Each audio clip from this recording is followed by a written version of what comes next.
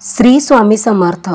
आज स्वतः तुमची ही स्वामी आई तुमच्याशी सुसंवाद साधत आहे।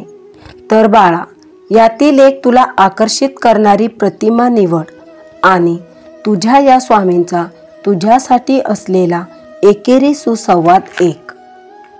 बाळा, दुःख कोणाला नाही, दुःख तर प्रभू रामालाही भोगावे लागले होते।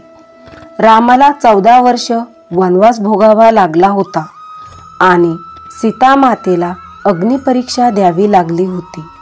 मग आपण तर अगदी साधारण माणसं आहोत। जसे धुक्यामागे सुंदर निसर्ग असतो, तसंच तुझ्या आयुष्यातही दुःखामागे एक अनमोल सुख दडलेले आहे। तुला हे सुख दिसायला उशीर होईल, पण काळजी करू नको, लवकरच तुझे हेही दिवस संपतील। मी तुझ्यासोबत प्रत्येक पावलावर आहे।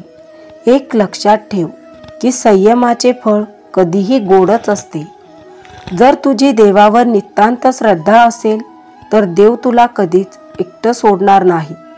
अरे वेड्या, जी व्यक्ती तुला आनंदी दिसते तसं काहीच नसतं, पण त्या व्यक्तीने जीवनाकडे बघण्याचा दृष्टिकोन हा सकारात्मक बनवलेला असतो। बाळा, तुझ्या पावला पावलावर जरी संकट असले तरीही तू अगदी सुरक्षित आहे, कारण तुझा हात आम्ही धरला आहे। त्यामुळे तू निसंकोच चाल, आम्ही आहोत। मला माहीत आहे की तुझ्या मनात खूप गोष्टी तू लपवलेल्या आहे आणि त्याचे दुःख तुला होत आहे, पण माझ्यावर विश्वास ठेव, सगळं काही तुझ्या मनासारखंच होईल। अरे, तुझी ही मनाची निर्मळता पाहूनच तर आम्ही तुझ्याकडे यायला व्याकुळ होतो। तू आतापर्यंत खूप वेळा एकट्यात रडला आहेस, परंतु बाळा, एकदा तरी आमच्या समोर बसून या रडण्याचे कारण तू आम्हाला सांगितले नाही, परंतु हरकत नाही। आता मी लवकरच तुला एक मोठा आशीर्वाद देण्याच्या तयारीत आहे। एक लक्षात घे की जो आम्हाला अनन्य भावाने शरण येतो त्याच्या अवघ्या संसाराची काळजी, चिंता आम्ही स्वतः वाहत असतो। आयुष्यात जिथे कोणताच खर्च करावा लागत नाही, परंतु तिथे सर्व काही फुकट, जे हवं ते आहे ते मिळत जाते, असा दरबार म्हणजे तुझ्या या स्वामींचा दरबार। विश्वास ठेव, जो या दरबारात येतो त्याच्या कोणत्याही कमजोरीचा फायदा इथे घेतला जात नाही। फक्त घेतला जातो तो निस्वार्थ भाव आणि दिला जातो तो निस्वार्थ भावाला फळ। या स्वामी आईंसाठी सर्व लेकरेही समान असतात। जो भोगेल तो स्वतःच्या कर्माने भोगेल, म्हणून आपले कर्म इतके स्वच्छ ठेवा की त्यावर कुणी कितीही धुळे फेकली तरीही ती अलगद वरच राहिली पाहिजे। बाळा, तुला वारंवार हेच तुझी स्वामी आई सांगत असते की आयुष्यात कितीही संकटे येऊ दे, परंतु तू स्वतःला स्वामींशी असे जोडून घे की संकट जरी तुझ्यावर आली तरीही त्याची काळजी आम्हाला लागावी। अरे, जे माझ्या शक्तीवर विश्वास ठेवते त्याच्यावर मी वाईट वेळ कधीच येऊ देत नाही। असाच तुझा माझ्यावर विश्वास असेल तर हो स्वामी, विश्वास आहे असे टाईप कर। बाळा, आज तुझ्याशी मला हाच प्रेमळ सुसंवाद साधायचा होता।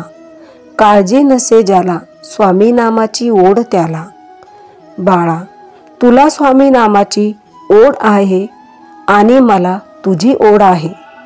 श्री स्वामी समर्थ। माझ्या प्रिय बाळा, जेव्हा तुझ्या आयुष्यात काहीतरी चांगले घडले की तू लगेचच ही स्वामी कृपा आहे असे जेव्हा म्हणतोस, तर हेच ते लक्षण आहे की तू आता स्वामीमय होत आहेस। थोडक्यात स्वामी कृपा म्हणजे आपल्या आयुष्यातील प्रत्येक क्षण हा स्वामी कृपाच होय। तुझे स्वामी आज तुला काही सांगू इच्छितात। जर तू ऐकण्यास तयार असशील तर आत्ताच या व्हिडिओला लाईक कर। स्वामी म्हणतात की माणसाला गरज पडली की अडचण निर्माण होते, हा काही लोकांचा स्वभाव गुण असतो। बाळा, वेळ हा एक असा तराजू आहे जो वाईट काळात आपल्या माणसांचं वजन आपल्याला बिनचूकपणे दाखवतो, त्यामुळे सतर्क राहा. जर तुलाही तुझ्या वाईट काळात अशा तुझ्या स्वार्थी लोकांचे वजन कळाले असेल तर त्यांच्यावर कधीच परत अवलंबून राहू नको. तुझ्या प्रत्येक वाईट काळात, वेळेत, अडचणीत मी स्वतः तुझ्यासमोर उभा आहे. त्यामुळे तू घाबरू नको. लवकरच तुझ्या संकटामागे लपलेले सुख तुझ्यासमोर येणार आहे. बाळा, काळ हा फार भयंकर आहे. काळ न चुके मानवासी, काळ न चुके देवदानवासी. काळ सकलांसी, कारण काळांचे जिंकले नाही कोणी, फक्त एकट्या श्री गुरु वाचूनी. आता थोडे एक माझे. नृसिंहवाडीला गेल्यावर दत्त महाराज त्यांच्या केवळ अस्तित्वाचीच अनुभूती देत नाही, तर प्रत्येक भक्ताला आत्मपरीक्षण करण्यास भाग पाडतात.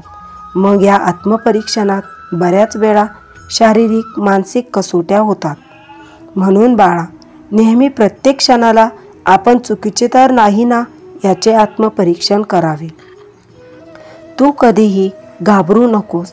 तुझ्या प्रत्येक पावलावर माझी तुला साथ आहे. बाळा, आज हाच मला तुझ्याशी प्रेम सुसंवाद साधायचा होता. श्री स्वामी समर्थ.